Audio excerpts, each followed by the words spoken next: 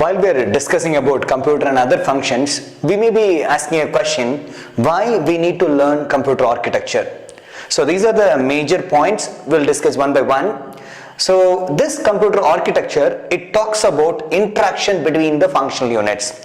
So if you are considering a system may have number of components. Hardware components are inside. Example, microprocessor is there, memory is there, and other I/O components are there. So how these components are interacting with each other, so that particular information is available in computer architecture. And second one, it talks about the cache memory. So as a computer engineer or a data engineer, you need to know about this particular cache memory. So example, how the data accessing time can be reduced between memory and the processor.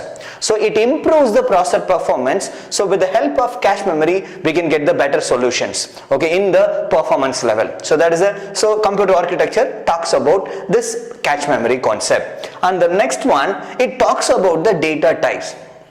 As a programmer, I may know all the data types, but this computer architecture talks about how the data are handled by the processor. Example, how the floating point arithmetic is handled, then other binary data, how the binary data are handled by the processor, microprocessor. All these things are explained by the computer architecture. And the fourth one is, it talks about the instruction set and addressing modes. So as a programmer, I need to know how to write the instructions for a particular program. What is the need for the program? Then how many instructions are required? How can I minimize the number of instructions? So at that time, I need to know my processor will support what kind of instruction. Example, it's a 32-bit instruction, or it's a 64-bit instruction. So or it handle the 32-bit data or 64-bit data. Likewise, so here instruction set may be explained in the computer architecture, what type of instruction set. And next one is the addressing modes. Example, if I'm writing the